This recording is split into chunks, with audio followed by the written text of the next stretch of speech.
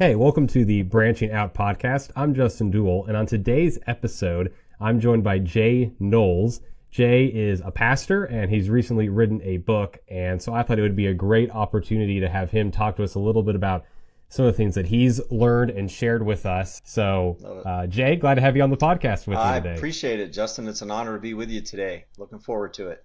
Yeah, great. So, Jay, would you just, mostly for our listeners, just tell us a little about yourself, where you're living at, what's going on with you right now? Yeah, sure. So I am a pastor, as you mentioned, Grace Baptist Church, and I am in Wilmington, North Carolina. Some people might be a little jealous to know I sit about 4 miles from Wrightsville Beach, North Carolina, which is a beautiful spot. So we are a college town. University of North Carolina, Wilmington is right here in our town. And so been here for about 14 years and enjoying ministry in North Carolina. Yeah. Awesome. Yeah, having a beach nearby. Definitely me being out here in the middle of Kentucky. I am envious of that, brother. That'd be great. Not a lot of beaches where you are. It's just real quick though. Yeah. What's funny is I'm more of a mountain person, so I've lived in Vermont too. So I Okay. like the mountains. My family loves the beach. My daughter loves to surf and involved in all hmm that. But yeah, I don't get to the beach much actually, which is interesting. Yeah. It's kind of funny. It's just right there, but sometimes you just maybe don't get to make it. Right, right. All right. So you're a pastor at a Grace Baptist Church, right? It's a great Correct. church. Correct. How long have you been there, and how'd you kind of get to Grace Baptist? Yeah, so I'm in my 14th year, and I got here through a friend. It's kind of a long story. I'll give you the short version of it. I was pastoring in New England. I was in Vermont, and a friend of mine was the lead pastor here at Grace, and he asked me to come join his staff and be his discipleship pastor. So I was a lead pastor there in Vermont and came here with the idea of doing some biblical counseling. We have a Christian school as well, Wilmington Christian Academy. We got about 1,100 students in the school. And so that brought a whole lot of opportunity to discipleship people and to counsel people, to do a little preaching and teaching. And about 18 months in, 12 months in, somewhere in there, 12 to 18 months in, he came and said, I took a pastorate in Chicago. And so he moved to Chicago to pastor there. And through about a year process of the church looking at some different candidates, I was one of them. The Lord opened the door for me to be the senior pastor here at Grace, and love it. It's been a fantastic experience, learned a lot, and it's an easy church to pastor in so many ways. It's a great, great place. So I came here through an acquaintance. We went back years. We had worked in Orlando, Florida on the same staff, and so we had a history together. And so he asked me to join him, and he's gone, went to Chicago, and now he's in South Carolina. So he's moved a couple times since then. But yeah, great to be here in Wilmington. Well, cool. All right. So this book that we're going to be talking about, I really like the subtitle that you put with it. About just spiritual exhaustion. So standing strong in a spiritually exhausting world is the subtitle. I'll show the cover for everybody. But when flaming arrows fly. So this was a sermon series originally, correct? It was, and it's funny because I preach through books of the Bible generally, or I'm preaching through a section of the book, and I was coming to an end of a series, and I was praying like, Lord, what would you have me to preach next? And I was standing in my kitchen. I'm a routine driven person. I do a certain routine every day. And one of my routines is I listen to a podcast every morning. And it's kind of a current event from a Christian perspective podcast. And so I'm listening to it and I was praying, Lord, what do you want me to preach next? Like, where do you want me to go? Like, I don't want to just pick a book and preach. I want it to be something meaningful. And I was in my kitchen and I don't even know what the guy was talking about on the podcast, but I remember looking at the ceiling in my kitchen saying, I can't take this anymore. Like I am so exhausted from the spiritual warfare, the spiritual assault on Christianity. And as a pastor, you feel that probably maybe more than most people just because of the position you're in. And I just remember feeling like at that moment I wasn't going to quit, but like, Lord, what do you want me to do?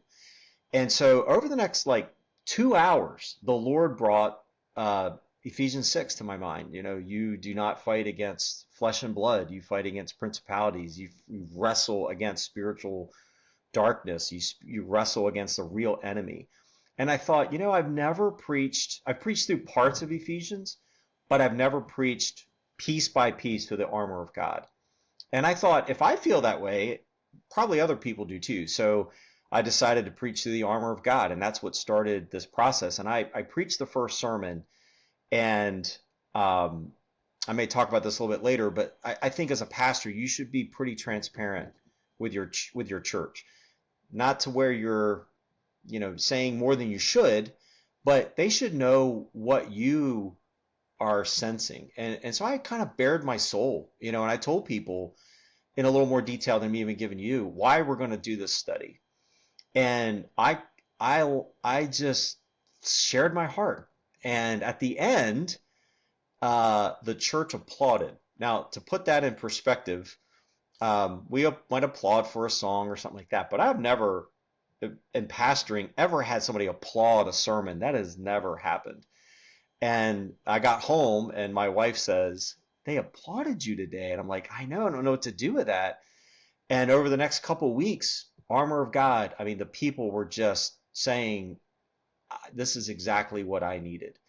And around that time, I got in contact with a publishing company, and they talked to me about writing a book. And I said, you know what? This series was very well received. Let's rewrite it and put it into a book format. And it's not exactly the same as the sermon series, but that was really the motivation behind it. So I have heard through people just saying the book's been a real help to them, and that's an encouragement to me, just to get the truth out there, because I don't think there's a believer, if you're paying attention, I don't think there's a believer out there that doesn't feel this weight on our shoulders. It's not new, but it feels very intense right now in our world. Well, I mean, as a fellow pastor, it does feel awesome when you feel like, all right, I hit the nail on the head, like in a good way, like not just people feel like, oh, you're stepping on my toes, but it's like, I needed that. And so it's always cool when the Holy Spirit somehow just lines us up with something that's going on with, especially not just a few people, but like the whole congregation kind of gets on it. It's like, that was so helpful. Yeah, absolutely. So that's cool. So, yeah, so Jay, as you're kind of preaching through this and seeing this topic, what do you see contributing to this exhaustion that a lot of Christians are feeling right now? Yeah, I was thinking about that, and I would say there is a lot of contributing factors. We could probably go through, you and I could probably bounce around and come up with multiple ones, but I just thought about three in particular that I thought would be worthy of our time. Number one, I mentioned it already, the direction of our culture. Put politics aside for a minute, political party, whatever. But when you think about the direction of our culture, the Christian worldview is increasingly under attack. The minute you say you are a believer, you believe that the Lord Jesus Christ is the way, the truth, and the life, no man comes unto the Father but by him, and that humanity has a set standard of commandments that everybody is supposed to obey, and you're trying to live by that, and you're calling people to repentance, you're challenging people in their sin in love, but you're challenging them with their sin in this culture that doesn't want to hear it. Generally doesn't want to hear it. We are increasingly the outcast. We are demonized. If you say, for instance, marriage is between a man and a woman, and you define marriage that way, you're automatically labeled something hateful. And I don't believe that's the heart of most Christians. I'm sure there's some out there that, are hateful in some of those conversations, but that's not the majority of us. But we are demonized for what we believe. And if you go back to high school, middle school, elementary school, nobody likes to be disliked. We can say all day long, oh, it doesn't bother me or whatever. But after a while, you get tired of being the one, attacked all the time for simply speaking what you believe to be true. So I think the cultural shifts are clearly playing a role into that. Politics is certainly part of it, but I don't think it's just politics. Number two, I would say, and I would warn everybody on this one, this is my soapbox, and I won't go down this road long. My church, the church I pastor here, knows this is a soapbox of mine, and I think social media is adding a huge element to this. And let me explain why. I think the spiritual warfare is heating up because of the comparison problem that we have with social media. Every Christian, I teach our young adult group here. This is college age kids up through mid 20s, let's say. A couple of them are married, but most of them are single. And I talk to them about social media on a fairly regular basis. I'm teaching a class right now on depression and anxiety. And I would say the comparison problem feeds that sense of, what am I missing? Why don't I have that perfect life? Or why don't I have the freedom to go out and just do whatever the culture is doing? I think that the comparison feeds it to us. But I also think social media adds to our covetousness because we see the world. It's kind of like, boy, I hope I got this right. Psalm 78, right? When I looked at the way of the wicked and they were prospering, they weren't worried about dying, they weren't worried about anything, and here I am keeping the scripture, and I've done it all in vain. Like, what is this about? And I think social media feeds that, which then feeds the spirit of envy. It feeds the spirit of corruption in our culture. Maybe it's really not that bad. Maybe it's not that awful to go and do something that God has strictly forbidden. But the deception of social media, I think, adds to the spiritual warfare. And additionally, because of our access to it, we do see not every, but often how Christians are attacked, how we are labeled, how we are generalized. And that, I think, wears on all of us. It's tiresome feeling like you're standing alone after a while. The last one I would say is the intensification of the battle.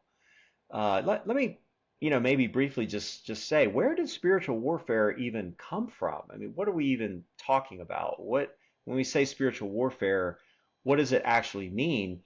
Well, this warfare started in Genesis chapter 3, and it started in verse 15 of that chapter when God said to Eve, I will put enmity between you and the woman, and between your offspring and her offspring. He shall bruise your head, and you shall bruise his heel. Ever since that moment in time, Satan has been under attack from God in the sense of, I should say it the other way. Satan has attacked God and righteousness and goodness in the garden, and ever since then, he's pushed back on everything that God wanted the world to be. You think back to that, Satan's people, see, those that are not Christians are following the way of destruction. They're following the way of the world.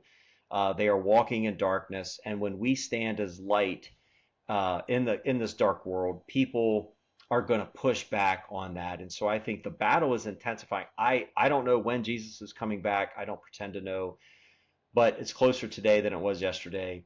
And I would say as that battle rages on, generation after generation, it's intensifying every single day. Sin isn't new. There's nothing new under the sun.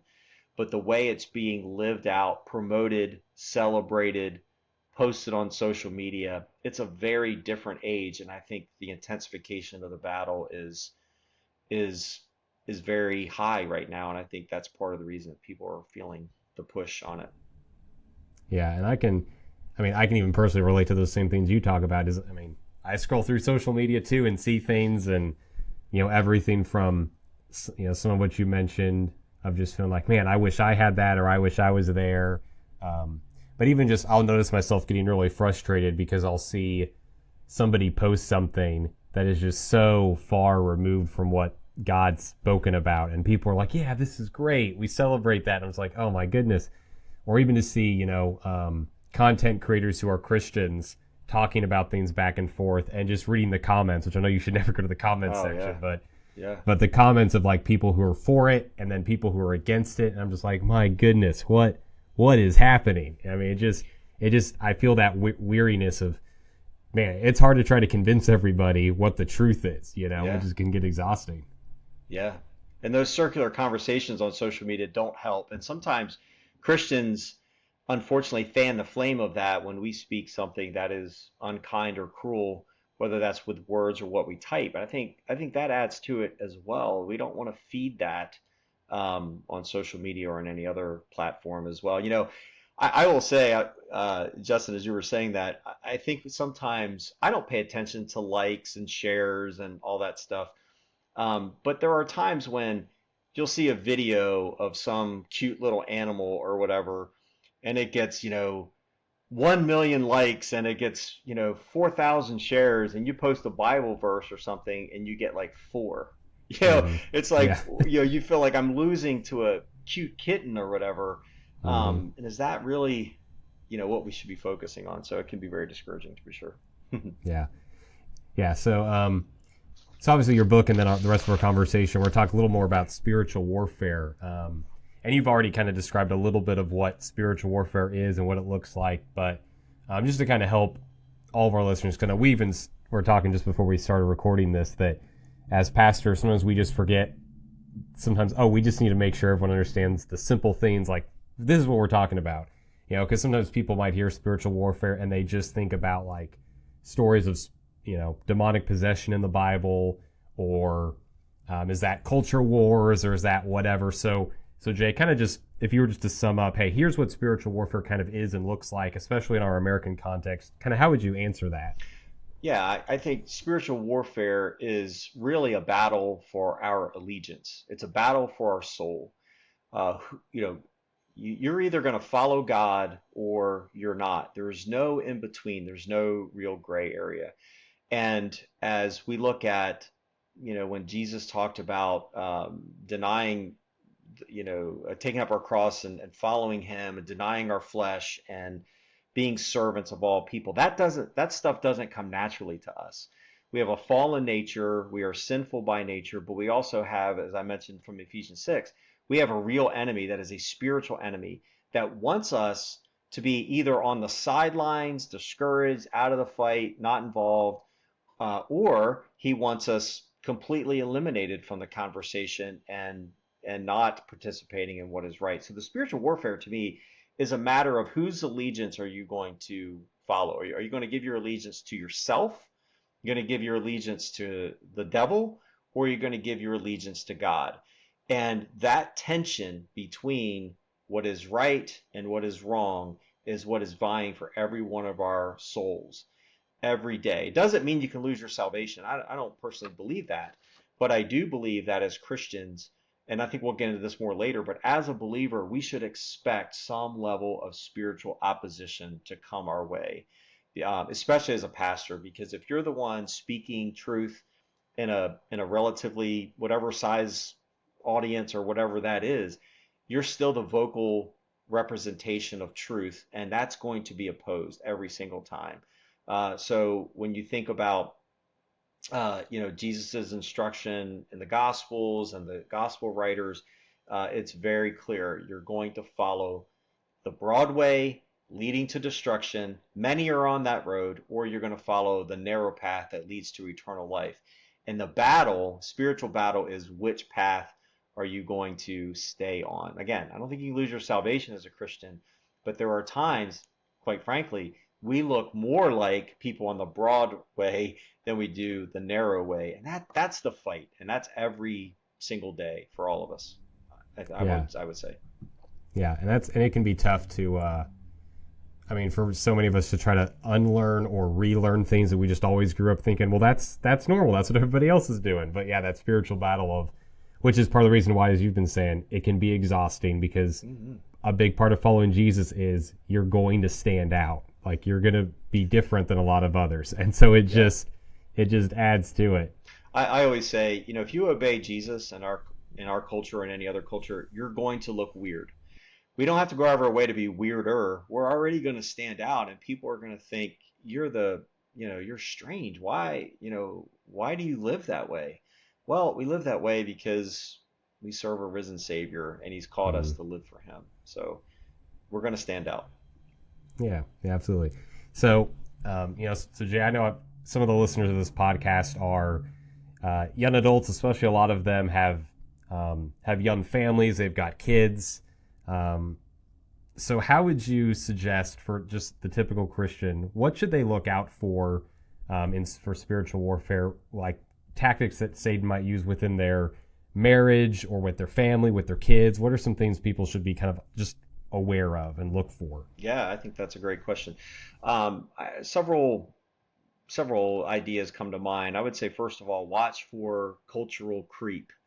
What I mean by that is, what do we allow into our homes? Are we, as husbands in particular, are we guarding our family the way that God intended us to guard them? Are we mindful of what is coming into our house through not just social media, but through any entertainment choices or through things that we are exposing our children to, or even us as adults to? Are we making sure that we are not caving into the culture, because there's always going to be pressure to do that. I would say especially between husband and wife, I think communication breakdown is something that we all have to watch for. If we are not communicating with our spouse, if we're not communicating with our children too, to be sure, but if we're not communicating with our wives, with our husbands, if we are not doing that, there's an opening that Satan can certainly get a foothold into that and create resentment and create division within the family, disunity within the family. So I think we have to be very, very mindful of that. Third, I would say, is conflict. Unresolved conflict is something I think we all have to watch out for. I didn't mention this in the beginning, but I have 3 kids, and 2 of them, one is in a career. He's working at Costco, and he's doing very well. I have a daughter who's a junior in college, and I have my youngest son is a sophomore here in our school. And conflict happens in every home, in every family. But is that handled well? I see so often families in this spiritual warfare, they let small, arguments or small disagreements become very divisive, and they grow, and they're not resolved. There's no forgiveness. There's no restoration of the relationship, whether that's between a husband and wife or a child. I do think spiritual warfare is intensified in the midst of conflict, interpersonal conflict, when there's resentment and unforgiveness. So I would say, guarding against, unresolved conflict. Number 4, I would say unrealistic expectations set us up for spiritual warfare. Let me explain what that means a little bit. That could be husband to wife. There's an expectation that's either not spoken. I have an expectation on you, but I'm just not going to tell you. You have to figure it out. That's a problem. Or it is an unrealistic one, and that can happen between husband and wife. And I think the same thing. If my expectations aren't being met by my spouse, I'm very, if we're not careful, we would be tempted to seek somebody that would meet those expectations. With our children too, I think I see, I'm a president of the school here, and one of the interesting dynamics of being involved in Christian education is some parents put such pressure on their kids to achieve, whether it's in sports or in academics. You want high standards, that's fine, but those unrealistic expectations, I think, within a family, parent to child, can be very upsetting and very dangerous, and create a context in which spiritual warfare can grow and and very quickly get out of control. And again, between husband and wife also. I also was thinking about complacency. I've been saved since I was 9 years old, and if you're not careful, you can sit and listen to this podcast, or you listen to a sermon, and it's like, I've heard this before. I don't I don't need this. I'm good where I am, and we can become very, very lazy if we're not careful. I also, in our marriages and families, I would add tolerating sinful actions, words, and attitudes can also open the door for spiritual warfare to intensify. You think about a child that lies, for instance, or a child that does something, and it's a small thing. It's not a big deal. They, maybe they stretch, proverbially stretch the truth or something, and we let that ride, and then before long, it's not cute anymore. They start developing a pattern of lying, of telling something that's dishonest. I think we have to be in our homes consistent with dealing. None of us are perfectly consistent, but consistent in dealing with our children. I'll say to parents sometimes, we have a preschool, and let's say the kid is 4 years old and there's a problem and the kid's acting out or whatever, and the parents may dismiss it, and that's not a big deal. Say, well, it might be cute when they're 4, but if you add 10 years to that and they're 14, how is Mm, that going to be if you're not dealing with it now? So I think tolerating that is a very real danger for us. I'd watch out for that in our homes. Let me give you a couple of others. One being emotional attachment to someone else, and that's really more toward parents, toward husbands and wives. I can't tell you, and Justin, it may be the same for you as well, how many uh, broken homes that I've seen in the last 5 years. And often they are developed because one of the previously mentioned problems were not dealt with, they were not addressed, mm, and eventually there's an emotional attachment to someone that isn't their spouse. And even if it's not a physical affair, emotional affairs can very, very quickly develop. And so I think as a husband and wife, especially, you've got to be mindful of that. And to the parents too, especially if you have younger children, that's exhausting in and of itself, just taking care of children and watching kids and parenting them. And there are days when you just feel like I'm too tired, I'm exhausted to do this. That can create a tension between you and your mm, wife. My wife and I have been married, it'll be 30 years in January. And I would say we had very little conflict until we had kids.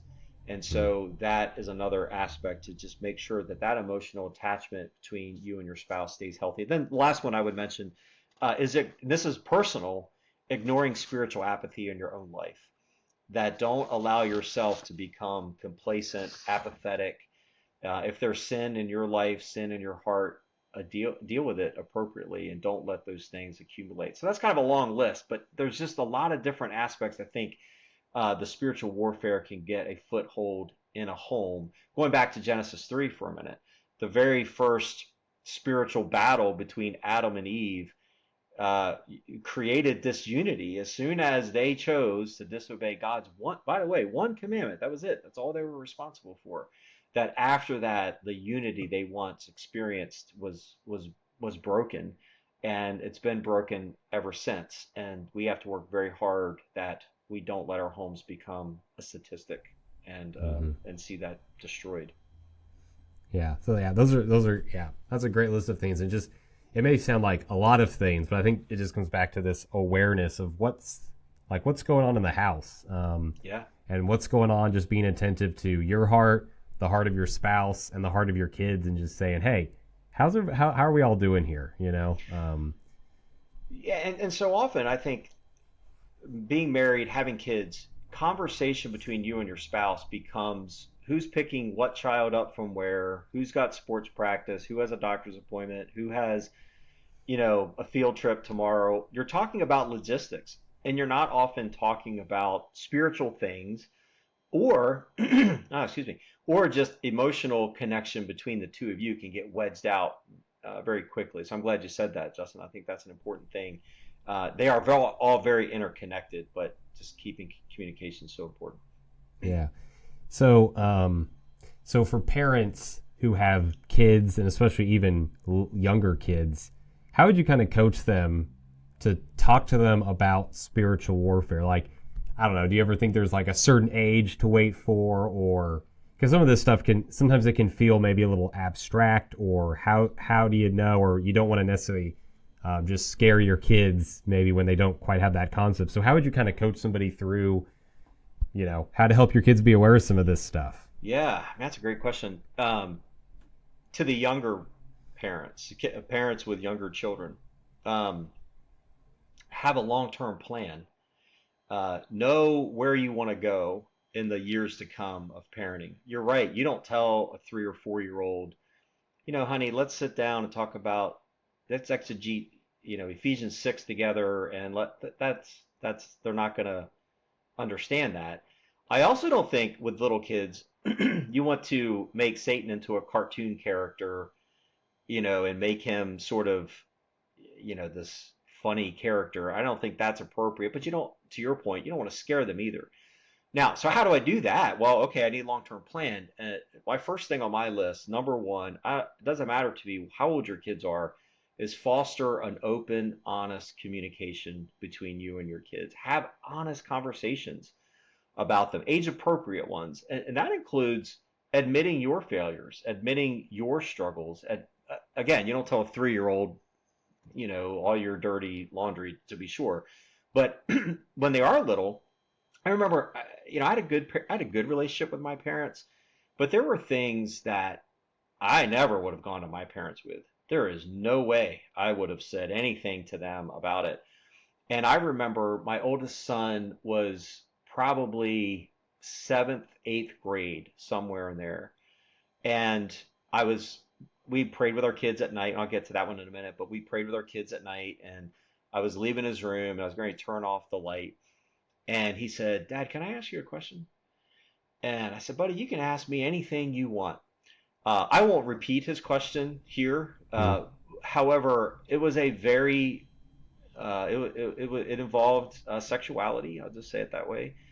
And I remember sitting there thinking what I just said to you. I never would have asked my dad that question. There is no way. Because even on that topic of sexuality, we started talking to them about that when they were young, so that when they had questions, curiosity questions, or especially in our hypersexualized culture, I want them asking me those questions. I don't want them asking their buddy on the soccer team that question or the person that sits next to them in English class. I want them to come to us and to me. And I will tell you that now that I have two older kids, my daughter in particular now, she's again junior in college.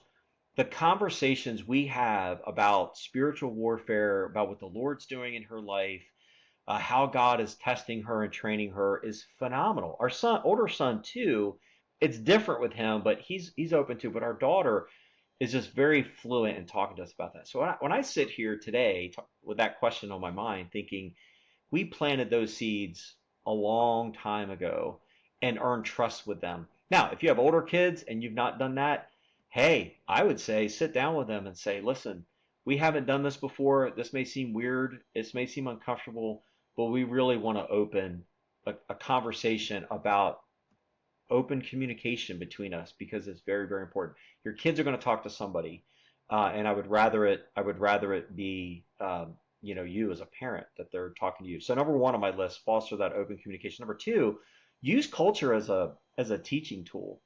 You think about the proverb.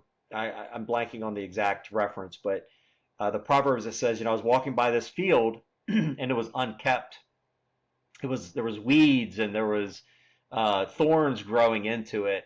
And I envision a dad walking alongside with his son and saying, "Son, that's what being a sluggard gets you. It gets you this." Our culture. We would watch movies as parents when our kids were little, and I remember more often than once hitting the pause button and I saying to myself, "Guys, we need to talk about that. Let's take a minute and just talk about what you just saw. What does that mean?" About a year ago, we were sitting there. Our older kids were there. All three of my kids were there. So our kids are older, and there was a movie we were watching. It was a Christian movie, actually. And we're sitting there, and there's a scene that's happening. I'm like, theologically, I didn't agree with what was happening on the screen. Like, I'm like, whoa, like, I don't agree with that. And I was like, I'm not saying a word. I'm not saying a word. And I just sit there, and my oldest son says, Dad, that's not biblical. I Hmm. said, no, it isn't, son. I said, I'm glad you guys picked up on that. And they're like, that's not true. The Bible doesn't teach that. So, but using culture as a tool, we as parents never. I know, this is just for us. We didn't pull everything away from culture. We didn't say you can't watch a secular movie or even maybe listen to some selected secular music or whatever. But we were very careful about that. But we use it as a teaching tool. So use what they see in culture, which leads me to number three. Don't sugarcoat it. Like I think sometimes we can shield kids too much when they're little. Yeah, there are things they shouldn't know about, absolutely. But as they get older, that right exposure to the world, I think, is important. As I mentioned a couple times, we have a Christian school here, 1,100 students, and it's happened to me this year. A couple parents came and they said, my child's starting middle school. what should I be talking to them about? And so I gave them a couple topics and I said, but let me tell you something you're probably not going to want to hear. And they said, what? And I said, if you're starting this conversation today in sixth grade, you're behind. They probably have already been exposed to it. In our Christian school? Oh, yeah, in our Christian school. And they would come back and say, you're right. So don't sugarcoat it. It's the world has fallen. Don't run from that or hide from it. Age appropriate, of course, but don't sugarcoat it. Now, this one's important. Uh, is don't overreact to spiritual struggle. Hmm. My wife and I were talking about this yesterday. I love my wife, obviously, but we have a very different reaction sometimes when our kids struggle. I will say, when I look back to when I was, say, 15, my youngest boy, to 22, that range, I made a lot of foolish mistakes. I did not get everything right. I was not always living for the Lord. And don't react to something that your kids say. If your child comes home and they come to you and say, Mom, Dad, I need to tell you something, and they tell you something that they did or something that they're struggling with, the worst thing you can do is, what is wrong with you? I can't, Hmm. why would you struggle with that? Don't you, you grew up in a Christian. I guarantee you, most likely, they're not coming to you again. So Hmm. don't overreact. Don't ignore it, but also, don't. My wife, I mentioned her. She can go into a lengthy, discussion about why it was bad or wrong or awful, and she's not wrong. But at some point, say what the Bible says, use it as a teaching moment, and then make sure that they know that you love them. The last thing on spiritual warfare is praying with your kids. I mentioned that before, and now that we only have our one son home, our evenings are scattered often. So I pray with him in the car every morning, and just taking a few minutes. Lord, I don't know what we're going to face today, but we're walking to a battlefield here. Help us be prepared for whatever comes, and just praying for them. And I want to add to that, admitting your own struggles and your own failures, and knowing that you're a co warrior in this fight too. It's you don't have the fight won. You're still battling that, and I think that conversation with your kids is very important. I won't go into detail on this, but our daughter was facing a little issue over the summer, nothing major, but something she was struggling with spiritually. And I said to her, I said, honey, I don't say this to many people, but I had it. Let me tell you something happened when I was about in my 20s that I was struggling with a very similar thing. And I think she already knew that, but just seeing her say, that means a lot, Dad, to know that you're not immune to some of these struggles, because kids can think it's just them. It's me. I'm the only one. We don't want them to feel that way. They're not the only one. Satan wants to isolate us, right? He wants us to Yeah. think we're the only one going through this. And that just isn't true. Hmm. Yeah. As you're describing some of that, I think what's um, probably the encouragement for parents is, I loved how you said you got to have a long-term plan and just Yeah. get started, right? Just start building those things, because it's so much easier. And I mean, even my wife and I, we don't have any kids yet, but one of the things I've even learned that I connect with that is, like, even when we move into a new neighbor, when we've moved into a new neighborhood, it's just like if you start trying to get to know your neighbors at the beginning, it's way easier later. Because I'm very introverted, so now I'm like, oh, I still haven't introduced myself to that neighbor, and now it's like 3 years later. This is really awkward. Like, to go, hey, by the way, I'm your neighbor, versus like, well, if we know each other for 3 years, it gets a little easier. So, Yeah, and I think that's a great illustration. That's perfect. And the other thing too is deciding. I understand how I'm using this phrase. Understand what hill I'm going to die on.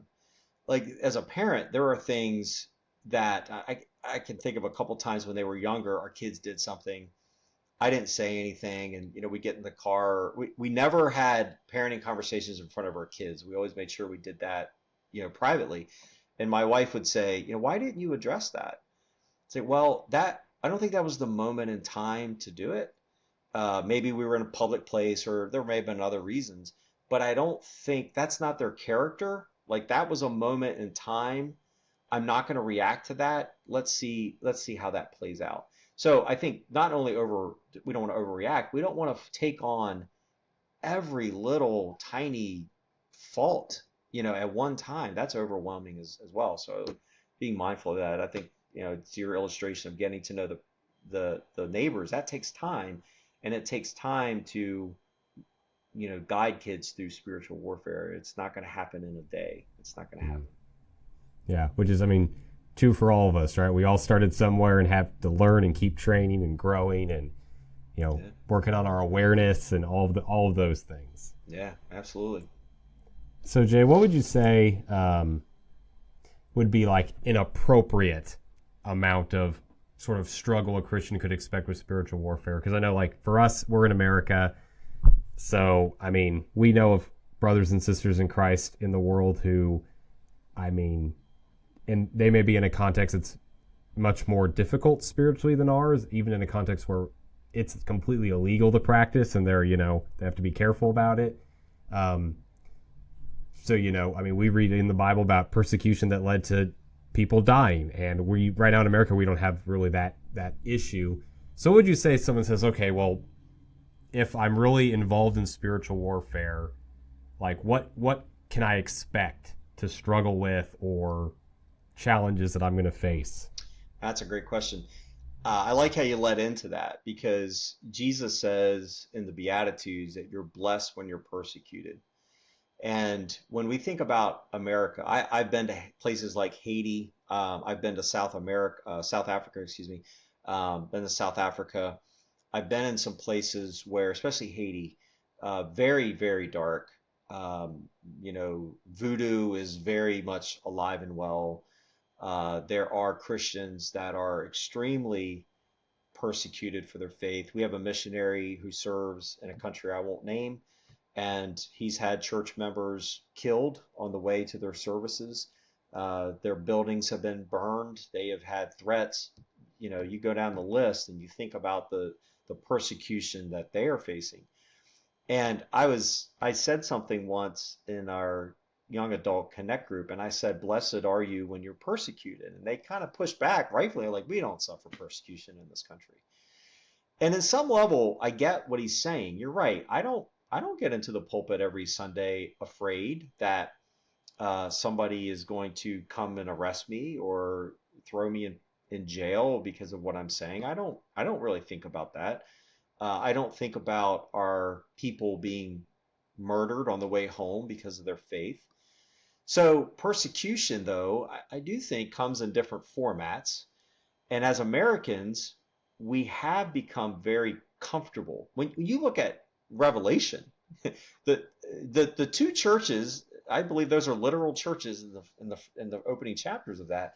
The two churches that, memory serves me correctly, that do not receive a rebuke are the two that were the most persecuted. So it's interesting that persecution can be very refining, but we don't have that, right? We have social media that will go on our social feed on our church, probably yours too, and say something hateful to us. We had a phone call about a week ago from somebody from a sermon I had preached. I guess they had heard it online about the sanctity of marriage, and it was a very cruel phone call. Okay, that's a phone call. I don't even know who that person is. Nonetheless, okay, we still fight a spiritual warfare, and I don't know if I can give you an exact answer on what is there's not like a spiritual warfare monitor or meter, Yeah. and for between 5 and 8, or that's where you want to be. Like, we can't do that. But I think there's two extremes we want to avoid. One being, if you are experiencing no spiritual warfare in your life, you're not experiencing any form of opposition or and by that I don't mean mean, ugly. I just mean people that are pushing back on you for your faith. If you're not experiencing anything, if you've listened to this, forever long we've been talking, you say, I don't even know what that means. I've never experienced anything like that. That might be because you're not engaged in the spiritual battle. You may be either so much like the world, people don't even know that you're a believer. Maybe you're hiding behind being afraid of standing for what is right. And so, you know, the demonic forces, if you will, spiritual warfare hasn't come your way because you're not engaged. So there's not really much reason for you to face spiritual opposition. So that would be problem one if we are living a life that looks like the world, we're blending in, there is no distinction between us, then I would say that's a problem. So your level of spiritual warfare, if it's zero, that should raise concern. When I first, so I'm a second career person. I didn't start in ministry. I got in ministry a little bit later in life. In my first ministry, the senior pastor at the time, he came in and he says, "So you've been here a little while." He goes, "Have you made anybody mad yet?" I said, "Yeah, unfortunately, I've upset some people." And he said, "Good for you." I said, "What?" He said, "If you're not upsetting somebody, you're not doing anything." And I think back, whether or not you upset someone, the question is, why are you upsetting them? If I'm Mm. upsetting them for speaking the truth, I'm not going to really apologize for that. As long as I spoke it in truth and in love, they might be upset. But if I'm being mean, that's a different story. But if you are Mm. speaking truth and you're standing for what's right, there should be some level of opposition. The other extreme would be seeing spiritual warfare around every corner, in every shadow, every little bump in the road that comes into my life. I'm under demonic attack or something. Like I think we got to be very, very mindful of that too. And we haven't really said this, but on Satan's front, we have to understand that he is limited. He's not omniscient. He's not omnipotent. He doesn't have the power of God. He doesn't. But he's limited, but he's still powerful. And he may not be coming after you personally. So we can't claim, as Eve tried in the Garden of Eden, the devil made me do it. That's not appropriate. But we don't want to look every corner, every nook and cranny that it's always spiritual warfare. It might just be life. So I think we have to avoid um, those two extremes. So I guess I would answer the question, what is appropriate, more by when should we expect it? Like when should we expect spiritual warfare in whatever degree, form that takes? First, I would say if you're taking an active stand for what is right, you should expect some level of spiritual warfare. And that might not be external, by the way. That could be internal. It could be an internal struggle that you are experiencing just from speaking truth. So it may be in the form of someone saying something or coming at you a little bit. That may be, but there should likely be, if you're taking a stand for what's right, there's going to be some level of spiritual warfare. The second one I would say is you're trying to progress in your spiritual walk. You're trying to actually do what's right. Maybe you've been involved, maybe your marriage has been on the rocks for a while, and I'll speak to husbands because I am one, and you've been cruel to your wife, and you've been unkind to your wife, and you've been unloving to her, and you're trying to do now what is right. Don't expect smooth sailing in that. You're going to have opposition. Just it might not be Satan, but your flesh is going to push against that, and there's going to be opposition. Your wife probably won't respond how you expect her to respond. So there's going to be, at least initially, so there's going to be spiritual warfare, especially when people take the next step and they go into leadership within the church, or they become a small group leader, or they become a pastor or something like that. I remember when I went to seminary, again, I was in a career, I was in the healthcare world, went to seminary, and when I agreed to go, it was like there was a bullseye on my back. Like the spiritual warfare was intense. And I called one of the guys I met at the seminary and I'm like, what is happening to me? Here was my answer. Maybe I'm making a mistake. Maybe God is telling me, oh, no, I don't want you in seminary. Don't you remember what you did when you were a kid? Oh, I don't want you in ministry. And the professor said, no, I think it's the opposite. I think Satan's trying to keep you out of ministry. And I pray that was the case. But if I'm trying to progress, trying to do what's right, I should expect it. And the last one I would say, expect spiritual warfare when you've had some level of, I don't know a better word, spiritual success. You just had something happen in your life. It was a struggle that now you feel like, I don't like the word victory, but you've had some kind of spiritual success. You're on kind of this spiritual high. You can expect that you're probably going to face some level of opposition during those times. So what's appropriate, I think, is probably differs from person to person. But if you're on one of those two extremes, I don't have any, or spiritual warfare is everywhere. I think those are probably both extremes. Everybody's probably somewhere in the middle of those two. Yeah. So Jay, do you have some thoughts or some questions or some ways to help people kind of identify maybe what is and what isn't spiritual warfare, so they're not, that thinking there's a demon under every rock, Yeah.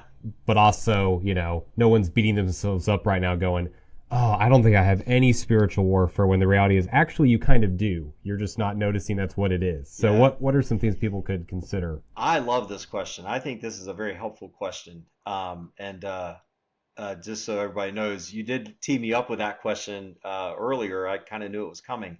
That question. I really spent some time thinking about it, and I came up with three, I think, questions we can ask to discern, is this really spiritual warfare? Question number one is what I am experiencing tied to a particular temptation?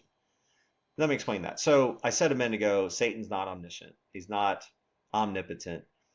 So then the question is, but how come I keep experiencing the same temptation?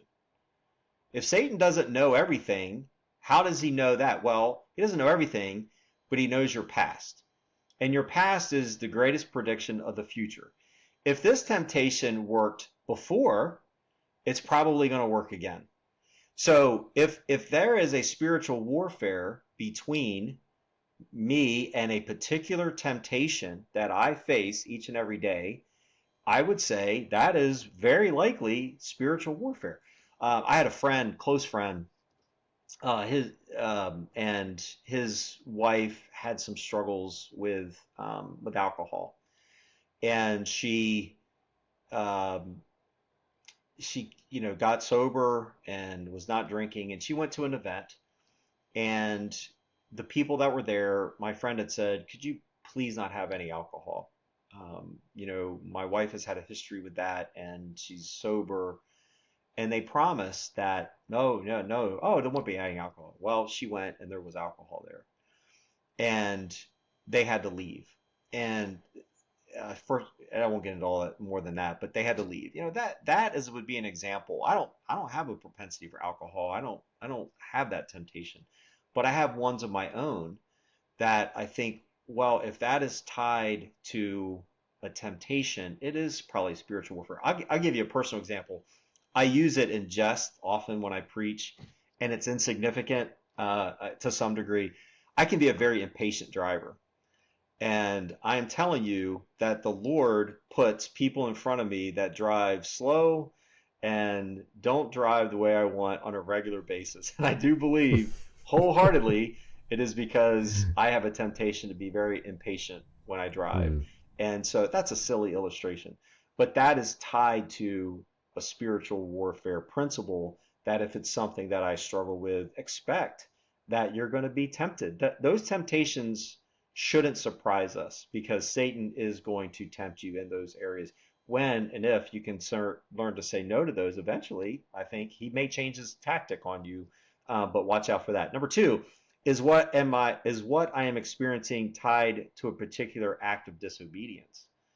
So what if I am engaged in a life-dominating sin and there is guilt? Guilt's not a bad thing, right? I feel guilty. There's a sense of conviction on my soul. That is God drawing you back to Him. If, on the other hand, I am in blatant sin and I am sinning openly against God and I'm being tempted to take the next step, and you know what? Just it's no big deal. Just keep doing what you're doing. There's nothing to be sorry about. It's fine. There's almost a searing of your conscience. That's spiritual warfare too. If you can look at something in your life right now, and not because I say it's wrong or because you, Justin, say it's wrong, but the Bible says that is sin. If you are blatantly sinning against God and there is no spiritual warfare in your soul, then that goes back to what I said earlier. You may very well just be living in blatant disobedience to God. So is it tied to something I'm tempted to? Is it tied to something that I am um, sinning against God? If the answer to one of those is yes, then I would say very likely spiritual warfare. The last one, I think, is maybe a little need a little more to think about. Is what I am experiencing drawing my attention to a weakness that I was previously unaware of? In other words, is there something that I feel a sense of spiritual warfare, whether it's conviction or I'm drawn to something that is harmful to me? It may not be sinful, but it's harmful. Is it drawing attention that there's something in my life that I haven't addressed before? I haven't really thought about before, especially for young believers. Sometimes a new believer, they're not really versed in scripture. They don't really know what the Bible says. And then all of a sudden they're becoming aware of things that they were not aware of before. And is that, I'm exposed to scripture, and is that then the Lord opening my eyes to that? And on the other side, then, is Satan trying to close my eyes to that and draw me? That's not a big deal. Eat of that piece of fruit, Eve. It's no big deal. God lied to you. It's not true. It's fine. If you're feeling that sense of temptation as well, that's new. I think that's also a very real aspect of spiritual warfare. So that is a great question. I'm glad to deal with that one. Hopefully that helps. But I think those three questions alone can help us at least be mindful of where we are prone. I don't know about you, and I say this often. If you can't name in your life as a Christian right now the area in which, if you were to fall and fall hard, you should be able to name that area of your life. Where are you most vulnerable? I say that to men a lot, and they say, "Well, I can't really name anything." I'm like, "Then you're in trouble." Because if you know where you're weak, I guarantee you Satan is observant enough. He knows where you're weak. And so being prepared for that and that spiritual battle, that's the battlefront where that fight's going to happen. Mm-hmm. Yeah, those are really helpful questions. I mean, I was even thinking about a little bit of, especially on your last question, just in 2 Corinthians where Paul talks about just thorn in the flesh. Yeah. And it's like, I think a lot of us, we have those challenges where God can use it in one sense to show us an area for improvement or a place where he can be strong and show us his grace and help us. Whereas Satan could use it to trip us up, destroy us, ruin our lives, ruin our marriages, whatever it is. Yeah, so I find those are very helpful questions, even for me. Like I'm gonna use those myself. Hey, please do. Yeah. So here's my one question. Since we're both pastors, here's my pastor question for pastors and any pastors who are going to listen to this. One time I heard a pastor describe preaching and pastoring, and he said it's like being like a quarterback. You've got to stand in the pocket and deliver, but you're going to get hit. Oh yeah. And so I just think sometimes as pastors, like we have spiritual warfare just like everybody else, but it is a little interesting. Well, especially I just think about how even it just seems like in the last year or two, and unfortunately we keep having these stories of pastors who fall, pastors who something really horrible happens, and it messes with a lot of people, it devastates people. But what do you think are unique challenges that pastors you think face, that we face in spiritual warfare that's a little bit maybe unique? Yeah, I think that's a great question too. I'm going to say one, and I want this to come across as intended. One, I think, is loneliness. I'm introverted too, Justin. You mentioned that. I am more social. My wife is introverted too. I like being in front of people. I enjoy teaching. I enjoy socializing. But I'm also very content to be alone. I'm very content to be in my studying for a sermon. I'm fine with that. And what I would say though, that's me. I'm fine with the being by myself studying aspect, but a lot of pastors I know are not. They are very extroverted, or they don't tolerate being alone. They don't tolerate isolation very well. Pastoring is a very isolating endeavor. And I don't think it has to be as isolating as we as pastors sometimes make it. But I do think there's a point of isolation that every pastor goes through.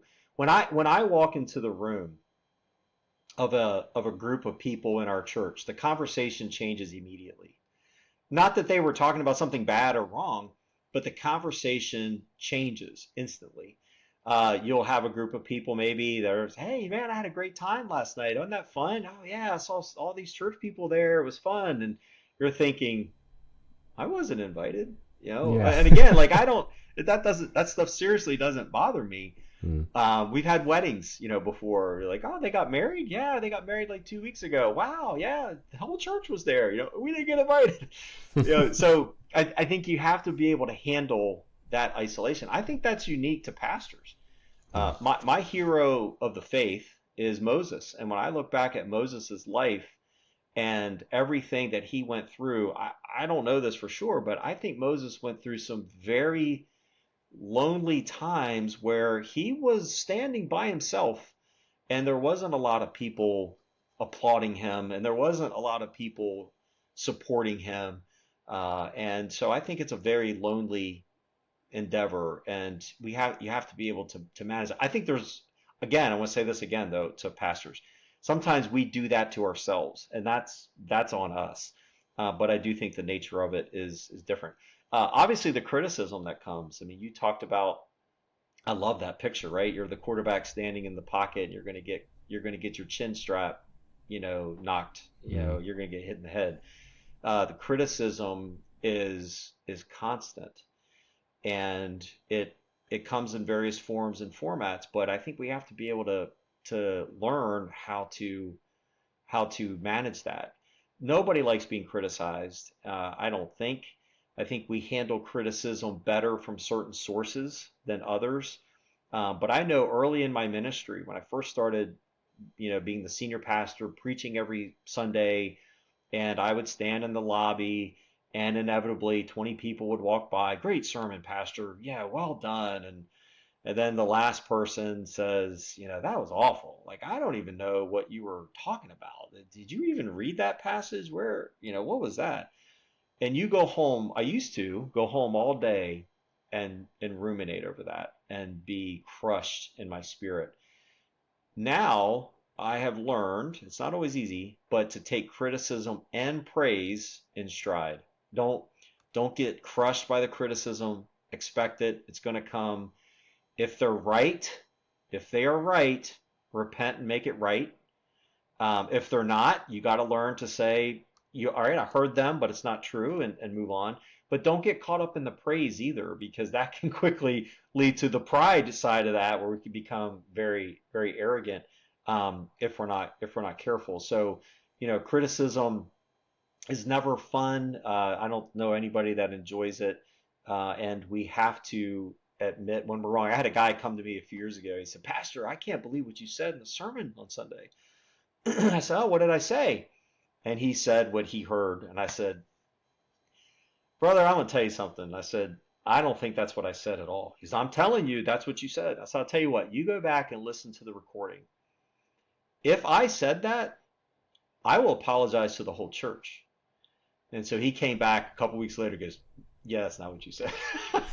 So, but had he been right, Mm. I can't remember what it was now, but had he Mm. been right, it was a serious thing I would have had to deal with. In that case, it would have been a correct criticism. So, handling that, the discouragement that comes with pastoring, I don't think the average person in the pew understands that. And I don't think they have to, and I don't think they ever will. You know, there's things about pastoring that pastors only can really process because you've experienced it. So discouragement, I think, is very tempting to us. And when we're discouraged, Satan can have a heyday on that with us. And complacency is another one. I think some pastors, we get comfortable. I can throw a sermon together pretty quickly if I have to, and we can get complacent in what we're doing. And I think that that's a very, very dangerous thing too. I want to come back just very briefly on the loneliness thing, in case we don't have time to mention this in another time. Is I do think many pastors have a lack of accountability. You mentioned church pastors that blow out. I pastored a church in New England, the church that I was in there for a number of years. Their pastor had um, committed many acts of immorality, and it came out. And that church, I would say now, what's it been, 30, 40 years ago, they're just starting to recover. I mean, it was that detrimental to that church. and he had no accountability, none. He didn't have deacons in his world. He didn't have the church holding him accountable. He had nobody in his life that was holding his feet to the fire. And I know we're running long on time, and I just want to say that for me, I have two guys in my life that are not a part of our church. They're both Christians. They don't attend our church. I didn't necessarily plan it that way, but I've built a relationship with them through a common interest that we have. Those two men have every right to ask me any question that they want to ask me. They know where I pastor. They know a lot. Some of them, one of them had his kids in our school. Hmm. They know they're men of honor, they're men of character. If they see something in me that needs to be shared with the appropriate people, they will do that. And they have my permission to do that. They have my permission to challenge me in my life if they see any, and they know my areas of vulnerability because I've told them. And so they are in there. I had a friend in the ministry is a little trickier, but I had a friend here. He's moved away now, unfortunately. Him and I built a great relationship. He never, and I mean never, asked me what was going on behind closed doors. He didn't want the gossip. He didn't want, the inroad into what was happening. He was just a friend, and same dynamic. He knew more Hmm. about me. He still knows more. I texted him with him over the weekend. Yeah. He knows more about me than most people, and because I trusted him, he trusted me. And same thing, a man of character that would hold me accountable, call me on, hey, what are you doing for lunch today? You want to go grab something? Just in my life, in a good way. Pastors, a lot of them, a lot of even pastor friends I have, they're not very good at that, and I don't know why, but we need to make sure that we have those kind of relationships in our life. Hmm. Yeah, Yeah. And I think, well, I think a reality of that is, for pastors, we have to take this spiritual battle seriously, because I think part of the weight of pastoring is how we fight the battle will impact our congregation to some extent. You know, yeah, um, we're not. I mean, we're not. Luckily, we're not Jesus. We're not the saviors, right? But sometimes if we, if we fail, it can hurt a lot of other people. So there's just steps for us to take too, to just be careful about that, and make sure we fight well. well, and Justin, you alluded to it. I mean, if Satan knows he takes out a pastor, he doesn't just ruin one family, he Mm, ruins potentially many families. And the heartache that can cause might take it's kind of like in real warfare, right? You take out the mm, general, you take out the commander, the troops are going to run and hide, or they're going to be vulnerable. And certainly in this warfare, it's no different. So we need to be prepared. And I want to say this again: not standing alone, because if we mm, stand alone, we're going to be sitting ducks. yeah. So, last question I've got for you, Jay, Yeah. is so how would you encourage church members to help their pastor fight the spiritual battle? How can we kind of work together on this front? Yeah, I love that question too. So, number one on my list is extend grace to your pastor. He's human. He's got good days and bad days as well, and he has things in his life, just like everybody else, that may be parenting issues or just stress in his own life. He may not come into the pulpit or a meeting or something every day, every time, and be at his top of his game, so to speak.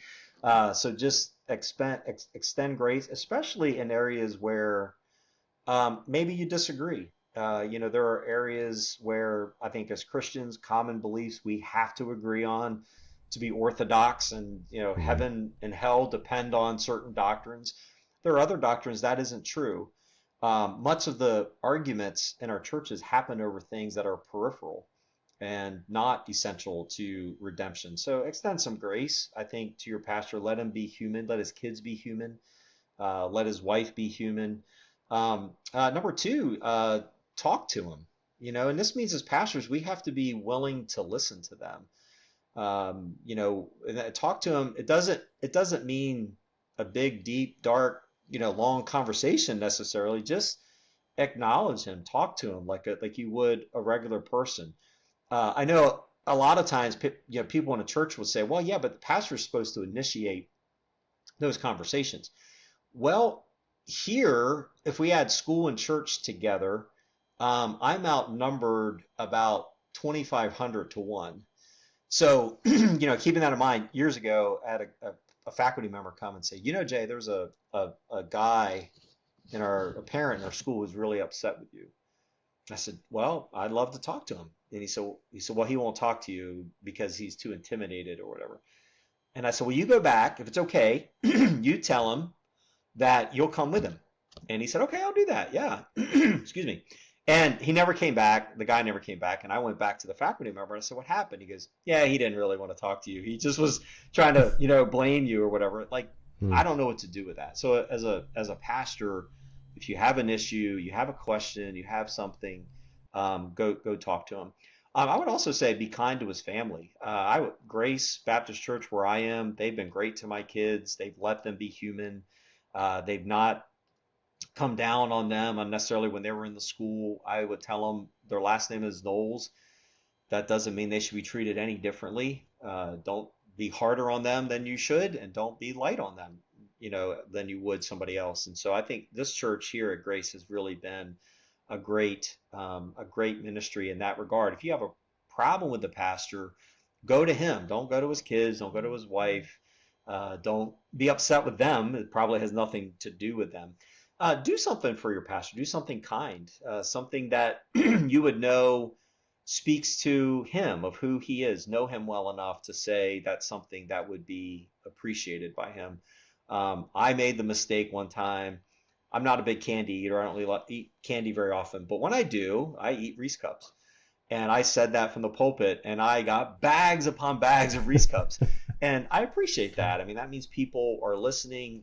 Find something that your pastor likes and do something for them. Encourage him when you sense something is wrong. I have another friend in Vermont still. I'm telling you, I am telling what I'm telling you is true, and I don't know how it's true. I'm just telling you what's happening. If I'm coming into a situation in the school, often we'll have a disciplinary problem or something, and we're coming into it, and it's very heavy, and it's hard, and it's not going to be pleasant.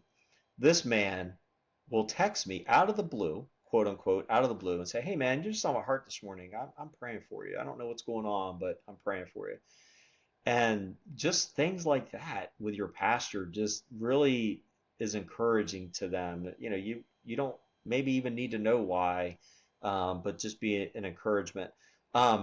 Lovingly confront him when he says something hurtful or he does something to you that you found hurtful, or maybe it was a sharp word or something. Don't let that fester. I think pastors, we need to be open to people coming to us and say that hurt my feelings. The way you spoke to me was very hurtful. That's just an illustration. Whatever it may be. If something is bothering you about that pastor, then go talk to him. Again, we're just people, and treat us as people. We are called to a unique situation in ministry. That's true, but we're still humans. And then this one sounds trite, but pray for them. You don't. This sounds arrogant, and maybe not arrogant, but self-serving. I certainly don't mean it that way. You, as a person who's never pastored, you don't know what it is like to get up every Sunday and preach 350 weeks a year or whatever the number is, and try to do it justice, and the work that it takes. And when our kids were little, if something horrible was going to happen, talk about spiritual warfare. If something weird, wonky was going to happen, it was going to happen Saturday night. And everybody else was home in bed sleeping, whatever. But as a pastor, the burden of preaching every week, not burden in the prep sense, the burden of in what I'm saying matters for eternity, takes a lot of strength to do that and a lot of energy. So pray for your pastor and keep him in your prayers. Ask him, what's some specific prayer requests I can pray for you on Saturdays or Sundays or throughout the week, and then do it and pray for him. Yeah. those are all great. And as a pastor, I know those would make a huge difference. I remember I went through a stretch where, like my wife and I would have a great week, and then something would always happen on Saturday, like after dinner, that would leave us extra tired, or we'd start getting short with each other, or I'd get frustrated. And I just, after a few weeks of that, I picked up like, wait a minute, what? It's only on Saturday. Like, this doesn't happen on Thursdays. Like, what's going on? So it just happens. It's just, I'll give you a really strange one time. We were in Vermont. We lived on church campus, on the church property. We lived in a parsonage. And 2:00 in the morning, somebody is beating on our front door. And I go to the door, and it was a truck driver who made a wrong turn, as I remember, we had a kind of a long driveway, and he turned in and did, a U-turn and had a problem with his truck, and he couldn't get it started. So he wanted to use, we didn't have cell phones yet. So it's back in the dark ages. So he wanted to use our phone. It's like 2:00 on a Sunday morning is when this man is beating on our door. So I have other ones I won't tell you for time, but yeah, it's a strange thing. Yeah, you can't make this stuff up. No, you can't. Yeah. Well, Jay, I appreciate you being on. So again, the book you wrote is When Flaming Arrows Fly. If someone wants to pick up a copy of this, where can they get it, Jay? You can get it at Amazon.com. You can go on there and get it through Amazon. You can also visit my website, wondrousword.com. And there's links on my website to that book. I also have a second book came out not long ago. There's a link on that to that as well. Again, that's wondrousword.com. I do have a newsletter I send out once a month. It comes out on the first Monday of the month. And in that, I write an article, blog posts, kind of an article. And those are all on my website too. Those are all free. And I just started this year writing a weekly devotional called Wednesday's Word, and that comes out every Wednesday. So if you go on my website, wondrousword.com, and subscribe and get on our mailing list, and you can get those things, the newsletter and the weekly devotional, and those are obviously free. And but you can also get links to the books on the website or go direct to Amazon.com. Yeah. All right.